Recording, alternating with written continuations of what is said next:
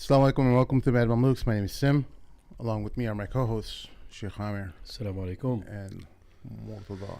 Assalamu alaikum. Welcome to the show, everyone. We have a wonderful episode for you guys this afternoon. But before we get started, help us out on patreon.com/the Mad Mamluks. Alternatively, you could use Zelle or PayPal to the madmamluks@gmail.com. We have a wonderful episode for you guys with a brother named Walid Alvi, a aid worker in Egypt who is helping provide assistance, humanitarian aid assistance to Gaza. Welcome to the show. Thank you so much, guys. Well, Walid, why don't you start things off and tell us about your journey to Egypt and how you got there? Right, okay. I'm gonna start from the start, right? So it's gonna be a bit of a story, but basically, I'm working right now with an organization called Humanity Auxilium, and so we're in the Canada and US, but based in Canada. So my mom actually had a really big role in bringing the organization to prominence a few years ago when the Rohingya refugee crisis happened in Bangladesh. So that's when my family really got involved with it. But then since then, I've been going on some trips here and there. So the most recent was this last time in Turkey when the earthquake happened. We went and did a big relief drive there, especially targeting Syrian refugees that were affected by the Turkish earthquakes, because you had people who had been refugees from the Syrian war to Turkey, and then in Turkey were affected again. So like the most hard hit group, if you will. And so now with the Gaza relief operation, honestly, as soon as October 7th happened, we had been waiting for weeks and weeks and weeks because basically we had a lot of contact. Alhamdulillah, we have one of our partner organizations has a team on the ground in Gaza as well. But so basically the main wait was for Rafah. The main wait was for the border crossing to open up. And so again, it's been really, really back and forth, and still, unfortunately, there hasn't been like a full way it's opened up. But one of our partner organizations here have gotten some trucks through. So right now, that's just what we've been doing. So I've been in Egypt the last week. Just we actually just came. Me and my friend just came back from a warehouse where we just loaded up some trucks for food aid to Gaza, and they should be arriving at the border Monday-ish. But yeah, that's the short story of why I'm here in Egypt. What's the feeling on the ground like? How are the people in Egypt feeling about the aid to Gaza or any kind of actionable things that whether it's aid agencies are doing or just the Right. sentiment on the ground related to Gaza? So honestly, I mean, the Egyptian people's hearts are with Gaza, right? And there's a lot of frustration in the air just because of the political quagmire that it's set in. That because Egypt's the only Muslim country, if you will, that has a land border with Gaza, and the fact that not too much is able to be done through Rafah is for people here really frustrating. But honestly, it's really inspiring to see the passion of people here for Gaza. Like, subhanallah, we were in the warehouse just a little while ago. We had 20 people working there. None of them were paid. All of them were just local Egyptians. We had some Palestinian families from Gaza who came in and helped, and we had some other local Egyptian, some teens and some young adults, and everyone just volunteering for it. Like even the warehouse, we left the door open while we were working the whole time, which in the area of Cairo we are is a very dangerous thing to do. But just because like everyone's with Gaza, everyone's hearts are bleeding for Gaza here, and it's a huge thing in the population. You see Palestinian flags everywhere you go right now. So, well, alhamdulillah, I mean, with the government there are some problems, especially with the deal that the Egyptian government has with Israel, where Israel has to give permission for trucks to go through. But as for the actual people of Egypt, they're all fully behind Gaza and helping Gaza as much as they can. For the listeners who don't know, Egypt was the first country to make a peace treaty with Israel in 1972. So it's always curious to know where their hearts and sentiments lie when the the conflict happened. Obviously, the majority of people were not involved in that deal that was made by their predecessors back in 1972. But obviously, it's a sour taste in their mouth being holding that badge on their shoulder as the first country to make a normalization treaty with the entity, and with the Zionist entity. It's not only the government itself. Look, there's a permeation that the government expects to happen. I'll give you a small example. One of my friends who was studying in Egypt, born and raised in the States, Palestinian origin, even though he had an American passport, they asked him where he's originally from, and they have a lot of that stuff on record. I know because he traveled. He's originally Palestinian. And they were treating him like complete dirt, like they threw his stuff away. And there's other Palestinians that report the same thing that are from the States or from the UK, but they're Palestinian. So in even governmental institutions, they try to put the Palestinian people, no matter where they're from, in a very negative, in a very harmful situations, to the point where they're expecting the people to lose their heart with the Palestinians. And I've heard Egyptians say, when you really pry deeply, a majority of Egyptians are with Palestine. The propaganda didn't work, but they'll say the Muslim world, you probably heard this in the Middle East too, the Muslim world is backwards and archaic because of the Palestinians. So there's this hope that the people, the civilians, will lose their heart towards the Palestinians and abandon them also.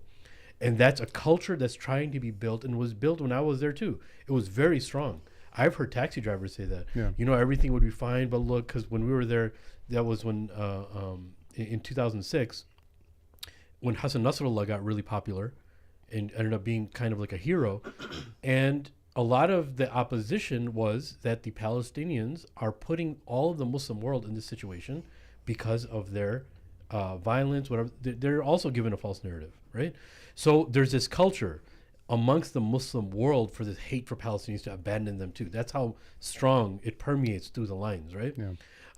But as far as Walid is concerned, Walid, like, what drove you out of all places to go to Egypt in order to help the people of Gaza? So, honestly, it's just the first opportunity that became available, right? So, because my dad in the past has worked with ICNA Relief as well. So not even just through Humanity Exilium, but through those links as well. We have a lot of connections to people who work here very often on the ground. And the situation this time is unlike any other conflict in the past in this region, or specifically in Gaza, right? The amount of closure there's been, the amount of limiting there is for anything going in and out of Gaza.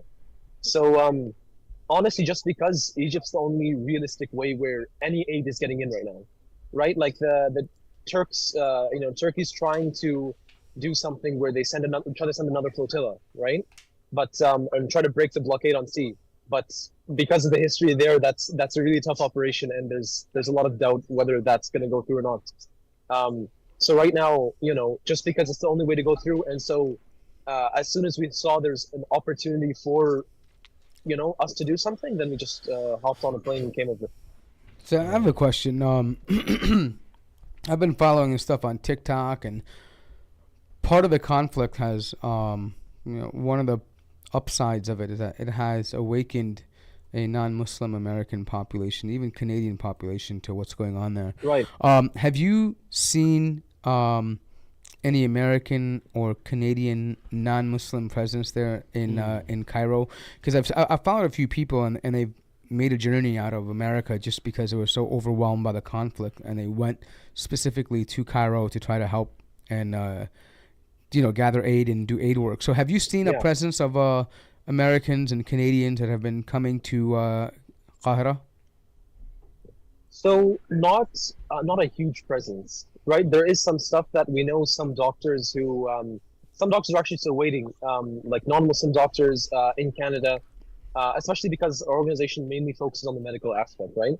So we've had a note from a lot of non-Muslim doctors that whenever you guys fully prepare the ambulance, whenever you guys are able to get it in there, just let us know. We'll book the flights, right? So We this have is some like stuff Doctors planned Without before. Borders, that kind of thing. Exactly, yeah. Honestly, that's a lot of overlap between our work as well there. Hmm.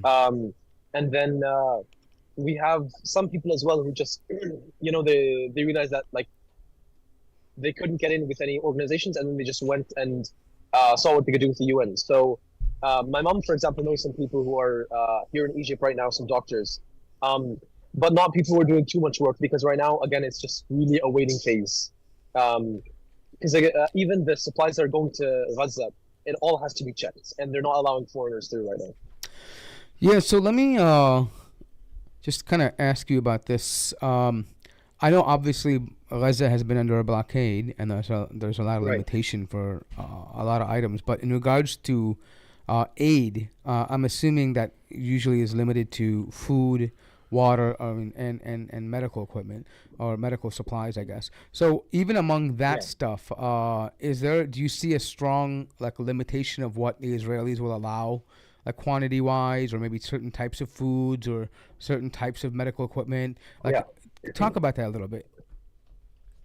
Right. So I'm going to be very cautious about what I can say and what I can't say here.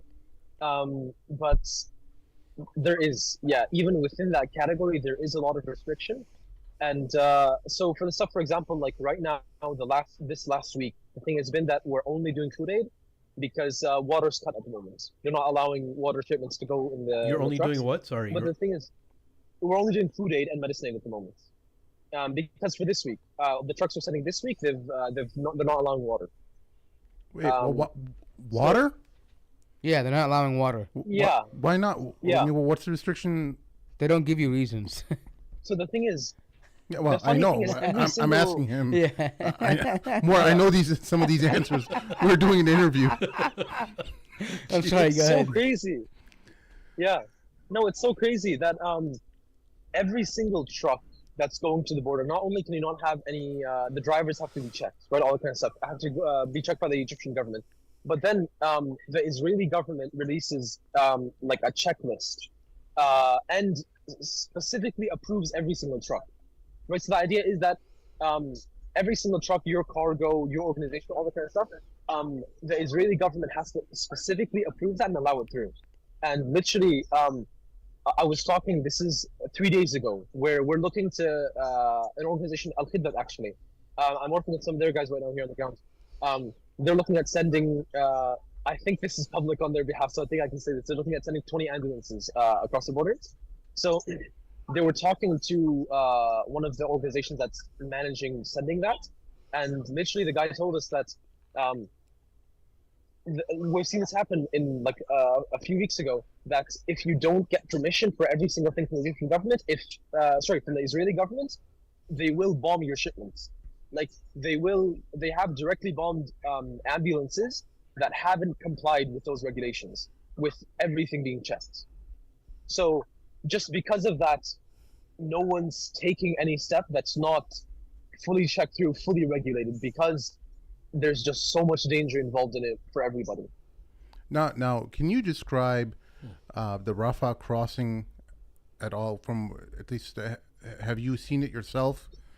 And describe because Right, it's something that people listen to on the news and stuff, but they don't Right. actually know how to visualize what's actually Yeah. going on. So we have one driver who's there right now. And the scene there is a little bit, oh yeah, sorry, I have not seen it myself. Basically, not even Rafah. Right now in Egypt, they're not allowing any foreigner entry into the Sinai itself. Like that's the first stop, that's the first checkpoint. So for example, like the furthest we can get is to Ismailia, which is a city on the border of Sinai, and that's where all the trucks are going through. So we have some, and then the idea is that you have to have approved Egyptian drivers that aren't foreign, that are local, that are approved by the government, and then they bring it all the way to where they can hand it off to the Red Crescent or what have you. Right now, just from yesterday, we're hearing that there's a 4 to 5 kilometer long line of trucks that are waiting to go through. That like it's such a slow trickle that literally there's a 5-minute video that the driver sent us of him driving through the line, and it's just endless trucks upon trucks filled with food, water, medicine that they urgently need that aren't allowed to go through because the crossing is totally cut off. Even like during the ceasefire, there was some trickle, but now it's like almost zero. But so, for example, like where I'm going through the whole system in the government to get permission to go to Rafah. But for example, like no one that we know in all of our organizations that I know, or like the people in Islamic Relief, anyone, has been able to get their workers from outside to go to Rafah that aren't local. Right now, I'm going through the stage. Some of our workers here are going through the stage of getting permission to go to Rafah. Very optimistically, we're hoping that comes here in this next week. So before I leave Cairo in this trip, we can head there.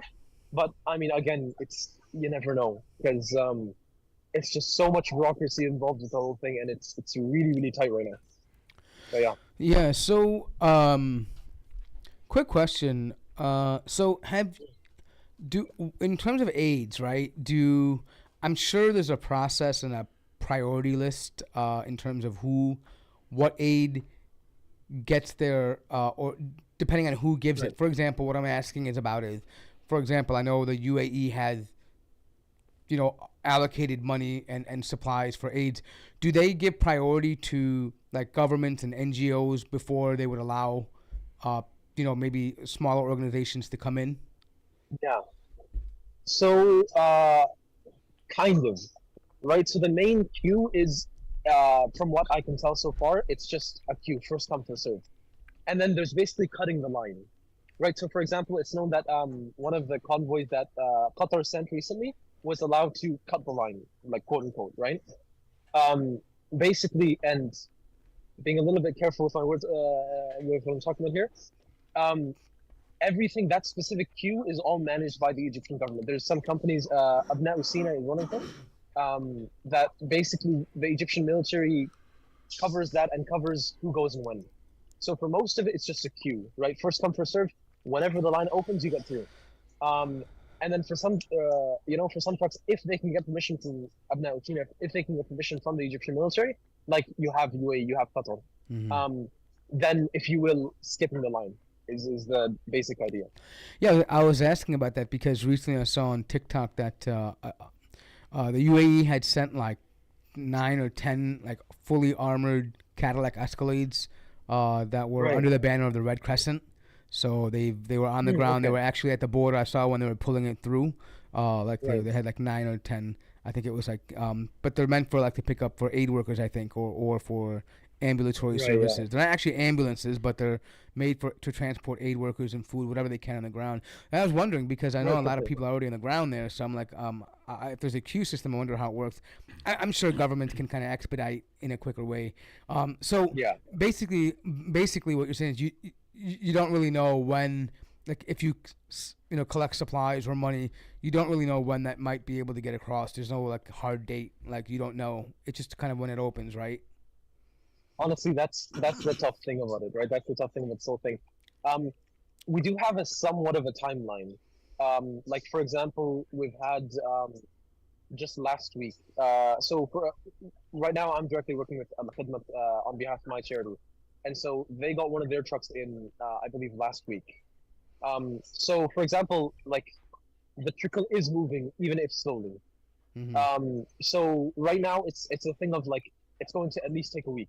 Right, so it can go to Rafah, it goes to the border, but for the queue to go through, at least a week. And even then, it's like, getting approval, seeing how everything works, if they allow us through, getting through in a week. But then honestly, like, in this situation, it could be a month.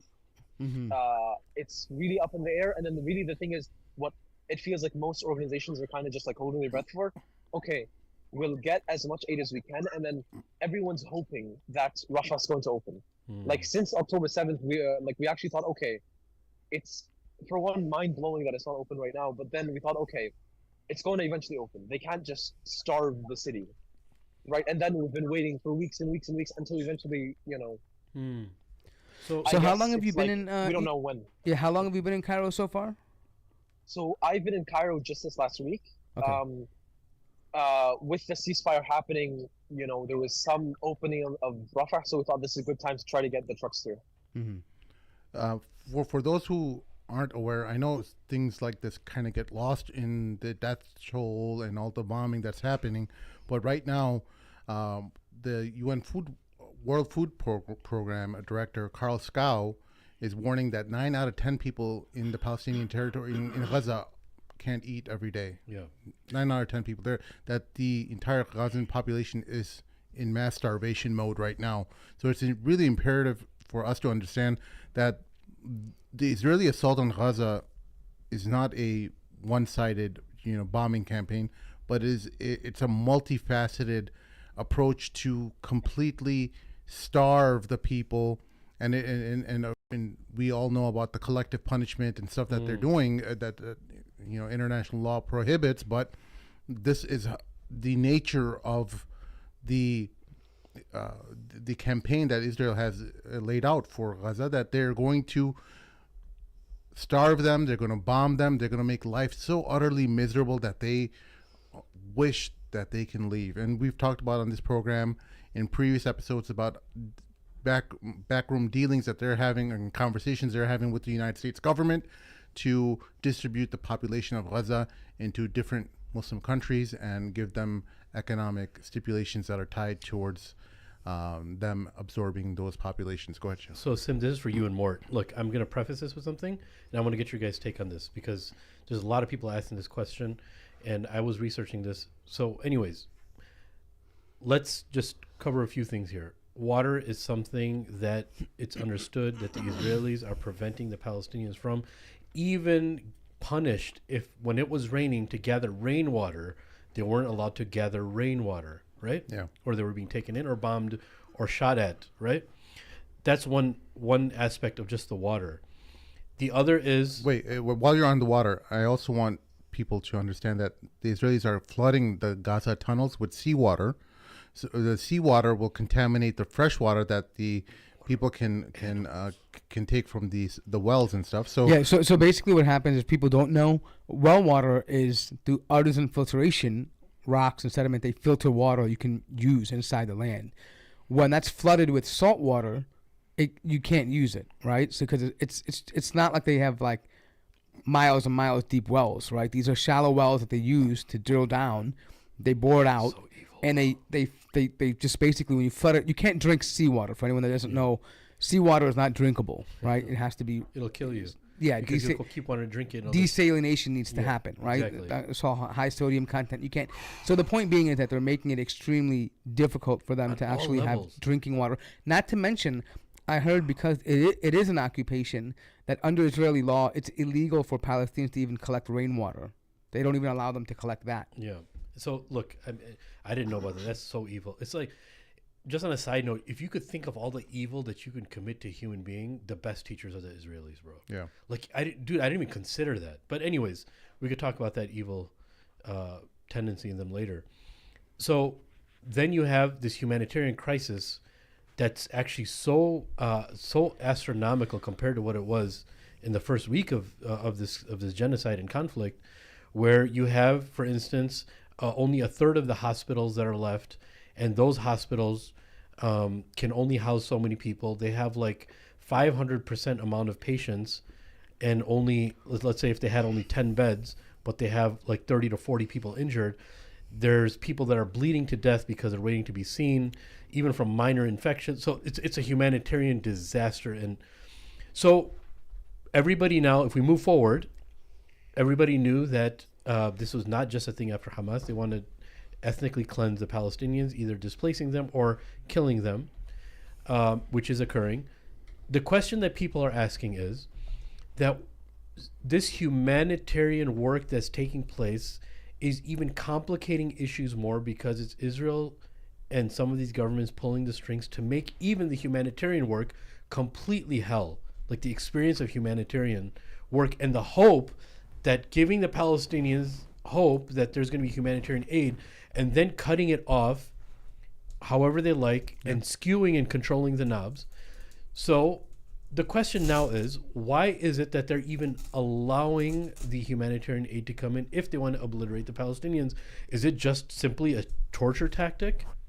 Yeah. Or is it that they're binding whatever they can by some type of law because there's some type of pressure that's working against them? I think it's keeping up with optics, right? I mean, there's mounting pressure from everyone. Keep in mind the UN, I forgot what policy number it was, but the top dog in the UN basically called together a session that doesn't work. It's an emergency session. You don't even have to give a reason for whatever it is. And he calls it to implore them to implement a permanent ceasefire. And America was the only one that really, and Israel obviously voted against this, right, to block it. But the point being is that there's mounting international pressure, regardless of whether they like Hamas or don't like Hamas or whatever it is, right, that there's a concern, a growing, deep concern for Palestinian civilians that are being massacred. And if Israel does nothing and allows it to continue, the optics are bad. With this, they say, well, look, we're allowing aid. We have corridors to get through. This is where they can go. These are safe zones. We're allowing water here. We're doing this there. It makes it look like that they have a strategic plan to eliminate Hamas, when in fact I think all military experts have pointed out that they don't know what they're doing. They don't know where they're going, who they're attacking. First they were in the north, now they're in the south. There's supposed to be a tunnel under Shifa Hospital's not there. Then they're now in Khan Yunis surrounding Sinjar's house, and it's just all over the place. But this gives something to report on. Oh, Israel is offering humanitarian aid. They are working with neighboring governments to bring relief. So it's kind of an optic for keeping up with the public relations. Yeah. Brother Waleed, I wanted to ask you about something specific. We know about the intentional targeting of civilians and hospitals and infrastructure that is essential for everyday Palestinian life. But what have you heard on the ground there, specifically in Cairo, about the Israeli or the IDF targeting aid workers, foreign aid workers, specifically like, the Red Crescent or, just even foreigners that are coming in from other countries to aid the Palestinians? Have you heard of anything of that nature where they're giving warnings to aid workers going inside because of the intentional targeting of them? So, first of all, our 18 that was in Gaza. If you guys remember when Shifa Hospital, that whole attack happened, that was our main operating base on the ground. Our main teams were working inside of Shifa Hospital, and especially because a lot of the Turkish organizations that we work with, even like that, like the Turkish Red Crescent and stuff like that, they were all operating because Shifa was the biggest hospital in that area. They were all operating out of Shifa Hospital. Then literally we're hearing on the news that Shifa Hospital is being bombed, and then we have to hit up our team there on WhatsApp and see what's going on. And then with the connection issues, they get back to us late, and then eventually they transition to the Indonesian hospital. Then that was bombed and raided as well. Yeah. And so it's such a hectic state at the moment, to the extent that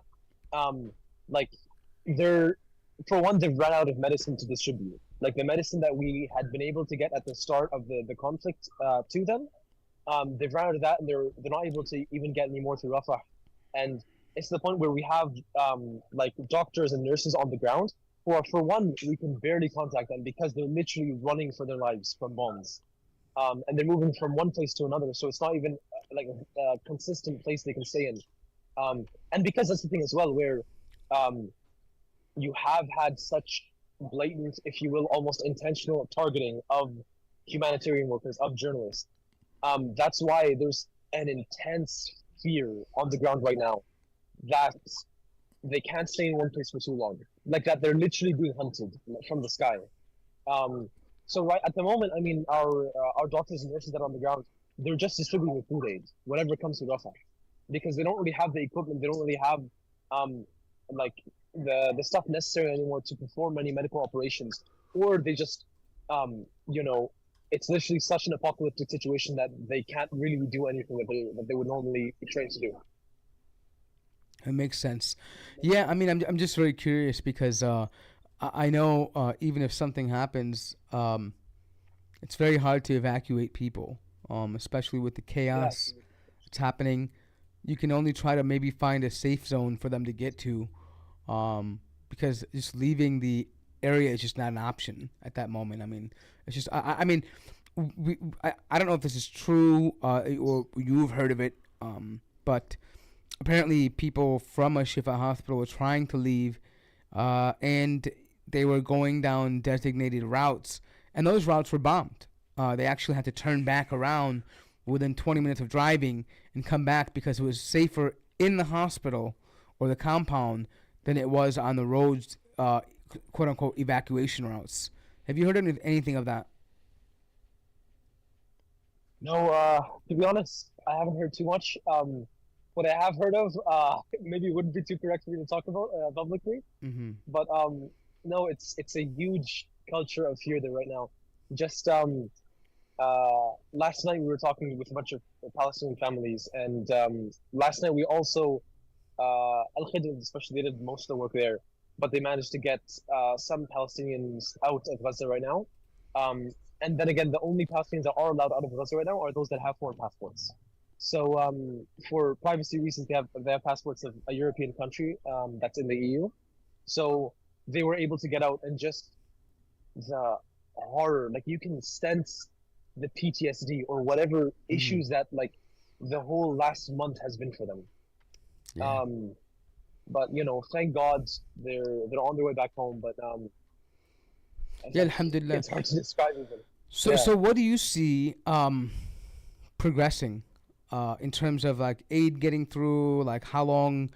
I mean, are these people gonna starve? I mean, obviously, like the aid is trickling in, but at the rates we're seeing, like the overwhelming population, I mean, the people that have been affected by this, do you think that aid is going to be able to get in there quick enough to avoid starvation of a mass number of people?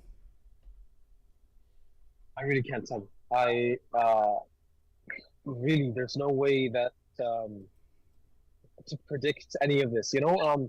Just I forgot to mention this as well. Just last night we were having dinner with some of the families from Gaza that escaped here to Egypt. And some of them, almost all of them have family right now in Gaza. Some of them in the Khan Yunis, some of them in the Gaza city on the eastern side. And we were talking yesterday, you were telling us that like just from yesterday, a lot of people have been 3 weeks without any food. Like death from starvation, which is again still unheard of there, is now becoming like a reality. And then we talked about like the psychological impact as well of letting such a small trickle of humanitarian aid in, where you're rationing such meager amounts of food among 2 million people. Like not just the deaths, but like the psychological impact it has on a generation. Oh yeah, the question, when it's gonna open. Honestly, we can't tell you anything. I mean, we're all fighting for a ceasefire, but again, we don't know when that's gonna happen. We don't know when there's gonna be any, way out made for that. And we're all just hoping. We're all just hoping that we have everything on the border, that we're ready to go in. We have all the ambulances, we have the doctors ready to go, and as soon as the international community can put enough pressure, or whoever that pressure gets put, whenever a route is made for us to go, we're ready to go. But until then, we're just anxiously biding our time. So is the Rafah crossing, is that the only way to get any kind of aid into Palestine or to Gaza, or are there other avenues, like maybe governments have ways to airdrop, or maybe through Jordan, like other ways to get supplies into that region?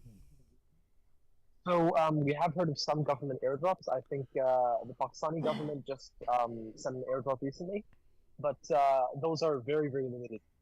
Realistically, at the moment, it's only Rafah. The other crossings have been closed. From the West Bank as well, it's incredibly tough to get in right now.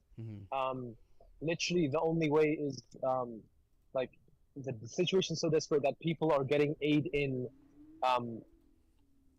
underground, let's say, through trying to do whatever they can. But even then, like those avenues are closing in now as well. You're So talking about the generally, tunnels. You're saying there's some. I am, yeah. I wasn't yeah. sure if I should say that. No, Yeah, yeah. well, Okay, tell me. Yeah. well, it's well known. It's Yeah. documented that Yeah. that there are tunnels that are on the Yeah. Egyptian side of the border that are able to smuggle Yeah. limited amounts of food But and, those are being flooded now too with seawater. and Exactly. bombed too Yeah. as well. So Yeah, yeah. No, I mean, yeah, it's just crazy to me that that it's so difficult to get in like aid. I mean, even like. You know, I mean, I'm not trying to sound like crazy here, but my mind starts working like Elon Musk right now. Like, you know, why don't you just create these giant catapults and just catapult stuff over, like just shoot it over there, right? I mean, I'm not trying to be funny, but like at a point of desperation, you're like, well, who cares? You know, I'm just gonna slingshot stuff over the border. Yeah. I mean, like, well, there are drones. You Yeah. don't necessarily need to slingshot or have a catapult medieval style catapult loading.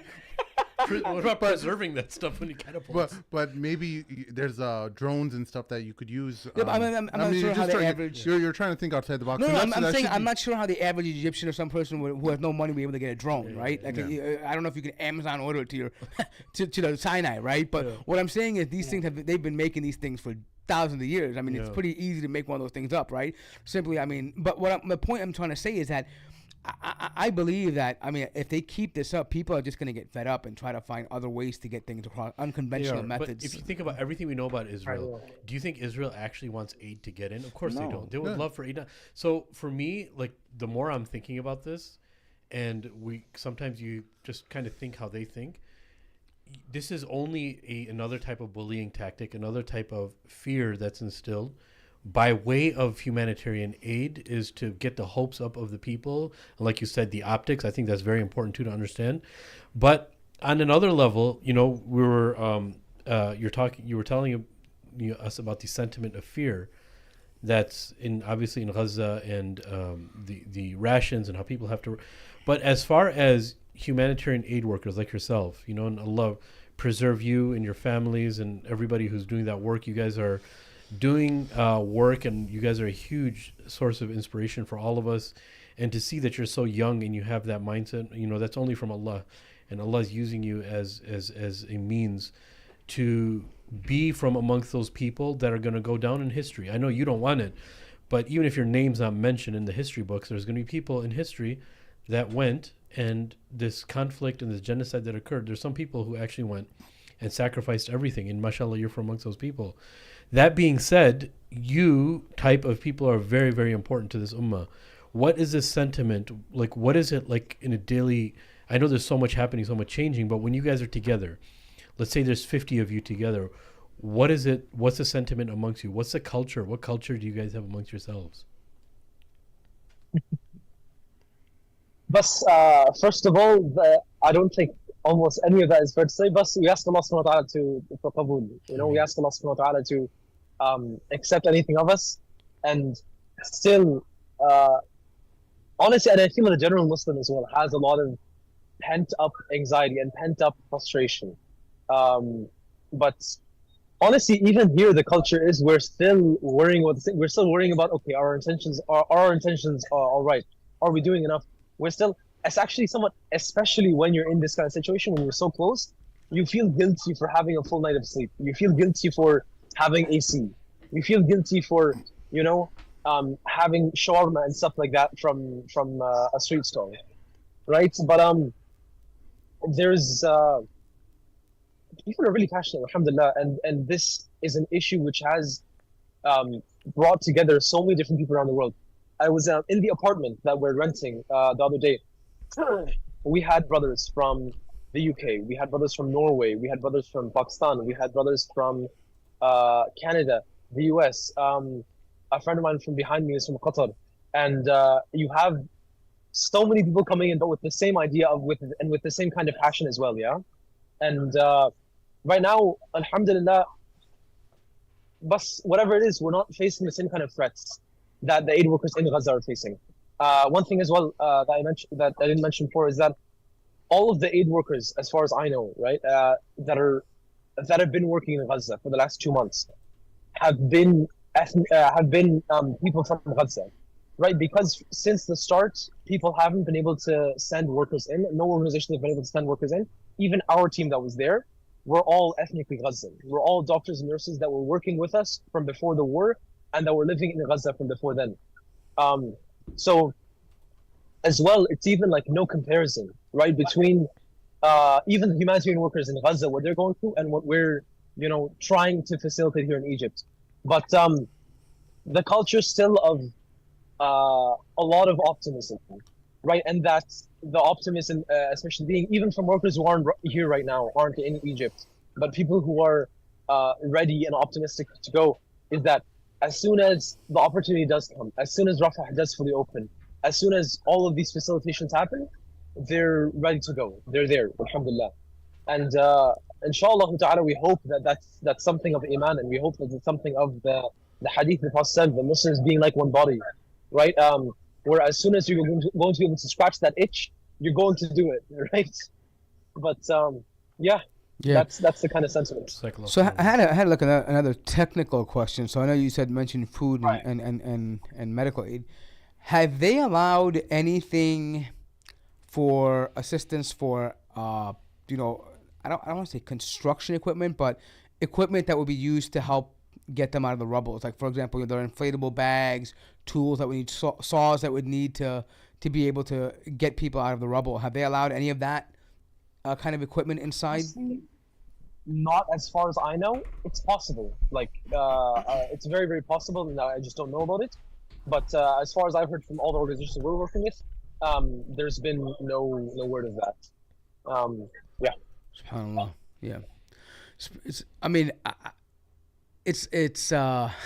there's a lot to be said, but it's just kind of overwhelming sometimes, right? Like, we're familiar with Egypt. We've been there. We've been to Cairo. We know it pretty familiar, but I'm sure the environment's different. And from based on what I know about it is that I'm sure that there's a lot of concerns for people on the ground, even though they're in Cairo.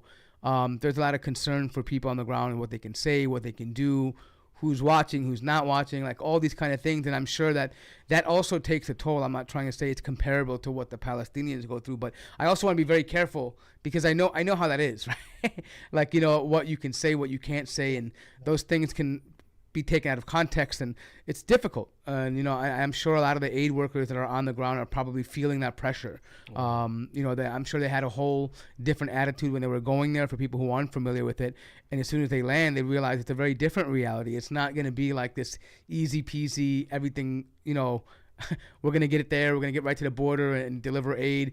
And I know it can be disheartening. It can be it can kind of lower the morale of people. So how are you guys keeping that morale up, like encouraging one another? How are you staying positive despite all the setbacks?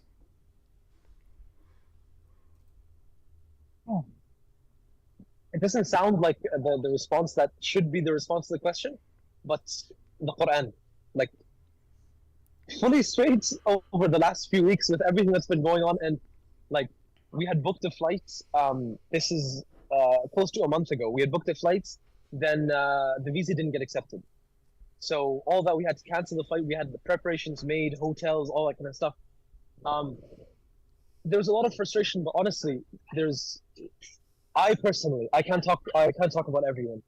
I personally just get a lot of comfort through the Quran. A lot of comfort through, for one, the raw physical power in the Quran, right? But as well, there's a lot of ayah talking about our situation, right? There's a lot of Surah Al Imran especially, right, where that talks about what happened after Uhud. Wallahi, a lot of hikmah there, and a lot of shifa'un lima fi sudur, right? Like healing for what's in the chest.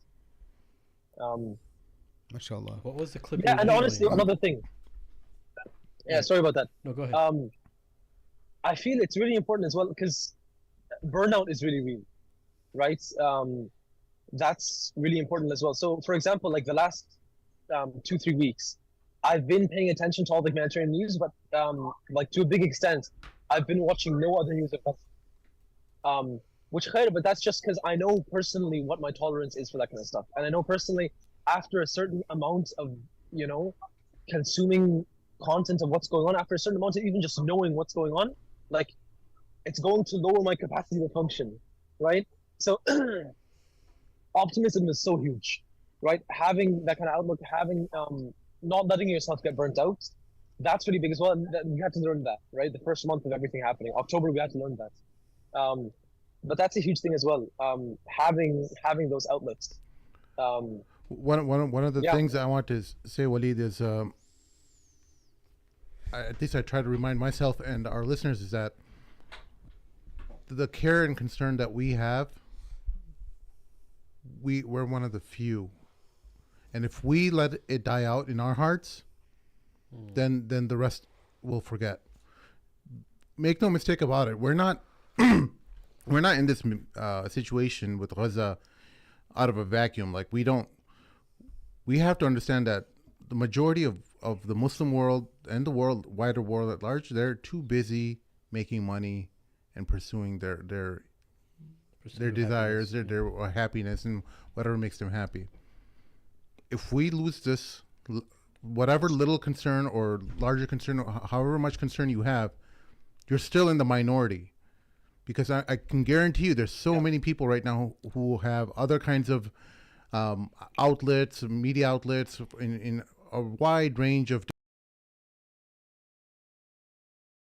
over that, because they want to get back to business as normal, and they, it doesn't sit well with them that everyone is talking about Gaza and they can't talk about what they normally talk about, whatever different brands that they have. So it's really important that, yes, while we should always be concerned about being burned out and stuff, and everyone knows their limits, but also remind yourself that if you allow this thing to die out in your heart, this little flame that we have left that we're trying to preserve, like, when you have a tiny little flame that you're trying to spark, you're trying to kindle it and trying to build a campfire or whatever, you have to preserve it as much as possible, and you have to keep adding fuel to it so that the flame is still bright in people's hearts. Got to keep blowing on it. And here's a clip from a resident who's talking about, it seems like salt. Let me play here 1 second.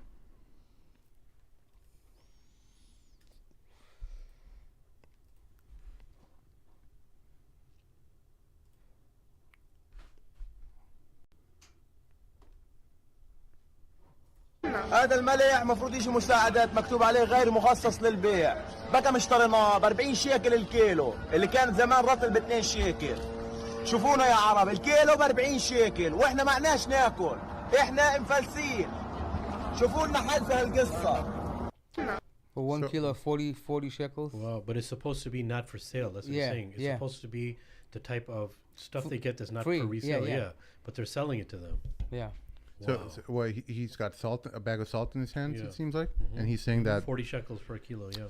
So he's saying that none of these food items, these are United Nations items, and you should not be selling them. But now the items that arrived, they're being sold in the black market, and highlighting, what's happening is that they're only, since they're trickling things in, supply and demand.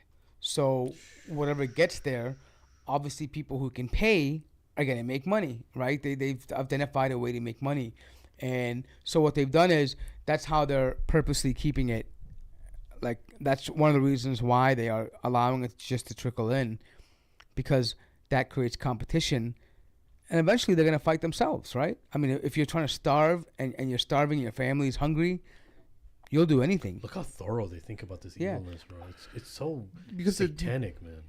Yeah, it's 100% right, because these people have designed or have figured out ways to manipulate human behavior, right? Yeah. To build sentiment against you, or to cause strife within, cause division within, to try to get people to fight among each other, control them with food. And if it gets in, make it get. Sorry to cut you off. Fine. Make getting it in difficult. Cause that its own type of psychological issues. And once it gets in, make it cause boots on the ground problems too for those people. But then there's another aspect. They have a media campaign ready to go. Oh, look, Palestinians are taking free aid and selling it. It's part of this machine, right? They're going to say, oh, look, you see, they're fighting each other. They're stealing from each other just to sell it on the black market, and they're killing each other. There's plenty of food. So much so that they're killing each other for it, so they can sell it in the black market, right? I mean, they create they craft these narratives, and nobody there can speak on their behalf and say this. Like, that video will never make mainstream news. That video will never be told to the people who are watching Fox News and CNN that UN aid food is being sold and being they're intentionally creating that situation so that they're forced to sell and buy in order to survive, when they can in fact let all of these food aid trucks inside right now. Yeah. There are also videos of the IDF after bombing in Khan Yunis and going and running operations where they are stealing food and taking food back away from them. They're not redistributing. They're actually even taking it back, and they are even destroying some food on site. And the idea is to create panic, to create suffering, to make life miserable, so that you either want to just give up and die, or you want to leave. Was that in Khan Yunis? Like the sadistic nature of this. Was that in Khan Yunis last week, where that IDF soldier proposed to an other IDF soldier where the bomb had destroyed the house? Where I don't know what town it was in, but he basically put up saying save the date for a wedding that's happening. Yeah. I mean, they do all kinds of things like this.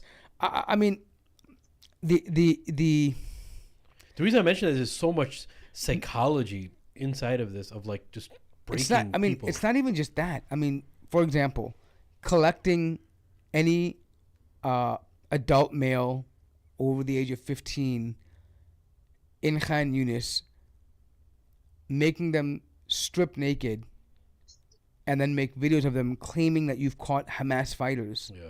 Stuff like this is not, obviously it serves the purpose of saying, hey, look, we're winning the war, but it's also dehumanization. It's demoralizing to see that, okay, as a human being who had no part in this war, you're being forced to accept this identity that you are Hamas even though you're not. Dignity. Sorry, I was just showing them the Israelis, or how. Yeah, this is what we're talking about. Where, see, like, these are just civilians. These are young kids. These are not Hamas members.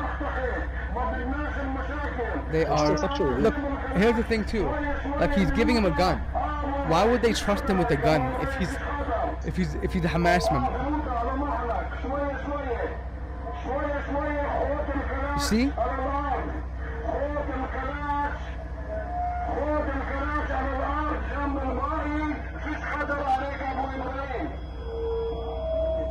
Could this not be more staged?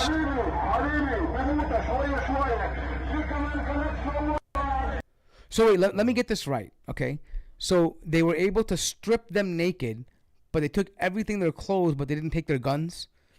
And they're making them walk and put their guns down. I mean, could this be any more staged? Yeah. Right? I mean, and this is what we're talking about. This is not, they know the world is not going to believe that this guy actually had his gun on him and was submitting it. This is about humiliation. This is about humiliating them and making them feel lower than animals, right? To treat them like that. And it's funny because somebody on Twitter had made a comparison between that and what ISIS was doing. Because ISIS had also done that to civilians, right? Like, they had stripped them and put them down. And they're saying the Israeli army is doing exactly the same thing that a terrorist group would be doing, right? They're taking civilian populations. And how many of these people are going to end up dead? Do we even know who they are? We don't know what their affiliations were, all of these things. But yet they've been, and this is happening in Khan Yunis, so they've been bombing in Gaza for a month and a half, 2 months, and they couldn't find massive surrenders like this. Obviously, the civilian population was in Khan Yunis because they had moved to the south, right? The fighters are still in the north. So let me get this right. There's still bombings or rockets being fired in Ashdod, Ashkelon, all these different areas, Eilat, and they can go in and get these Hamas fighters. Well, there's no rockets happening in that area, but they're from the place where it's happening, they still weren't able to strip them naked and get rid of Hamas. Yeah. It doesn't make sense. Like, these, and so this narrative is it's not about. I think they've given up on open-minded people or people believing their narrative. This is more about humiliation. We're going to make your life difficult. We have this now on video. Forever you're going to remember being stripped naked in front of people in the world. We put it out there and nobody could do anything about it. You're going to have to live like this. Either live like this or leave. One of the two. Yeah. Folks, it's important that you guys share and like this episode because many of you guys message us and why isn't your channel bigger and stuff like that. We've already talked about it many times in the show. There's some kind of algorithm that they've messed around with, and our shows just don't reach as many people as other shows do. I don't know why, but that's just the nature of the thing. And so let's fight against that algorithm, and share and like the episode. Brother Waleed, is there anything else left to talk about that we've missed? No, not too much. One thing I wanted to touch on what you were saying, Sim. That's one thing. Yeah, I did leave out another thing, which is really huge about not letting it go dead in your heart, right? Like honestly, that's the biggest fear. A lot more than burnout is the fear that if we don't care about the Palestinians, if we don't care about anything that's going on, even last night we were talking with some of the Palestinian families that migrated from Gaza.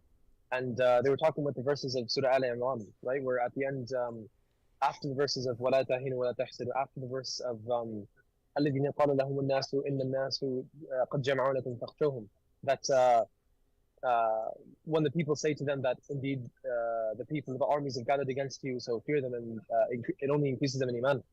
But in the ayah that when Allah subhanahu wa ta'ala says that He's not going to leave the believers upon what they're upon, حتى يميز الخبيث من الطيب, right? That until the impure is removed from the pure, right? So that one thing, and I still remember his words that اليوم الإيمان بين والنفاق بين, right? That today iman is clear and nifaq is clear, right? So that's a huge thing as well. Like that's one way we can analyze our own hearts, and that's something huge as well. Like where you're right, it's not everyone. It's so the fact as well that you do care, the fact as well that you're hurting is a huge sign. It's a good sign, inshallah. Yeah, and we all say this all the time. Gaza is it's a furqan in a way. It's just dividing people of iman and people of nifaq. Yeah. Sifting, yep. It's filtering. It's doing all of that, uncovering. But your work is very, very important. Stay in touch with us, and you're such a young dude, mashallah. I'm so proud of you. We're all very proud of you, and you're a source of inspiration to us for sure. I know you don't like hearing this, but this is just reality. And if anything, you should know that Allah put you in that position, man. You know what I'm saying? Allah used you as a means. Everything's from Allah, mashallah. And the honor that Allah chose you out of all these people, and the people that you're with, Allah chose them. It's a great thing, man, mashallah. So just keep at it, keep that fire alive. You know what I'm saying? Yeah, he reminds me of my son. He's got that curly hair. I don't know if you saw my son, but he didn't in the previous show. But honestly, my hair usually looks a bit less disheveled than this. So it's chlorine water in Egypt, huh? It get into your hair, make it frizzy.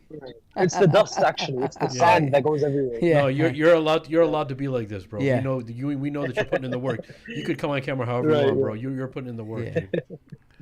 Waleed, stay in touch with us, and let me know anything that needs to be informed about, at least to the public. And thank you for our listeners listening to this Saturday episode. Help us out on patreon.com/themadmamluks. There's also Zelle and PayPal through themadmamluks@gmail.com. Thank you everyone for listening. We'll see you all next time. Assalamu alaikum. Assalamu alaikum.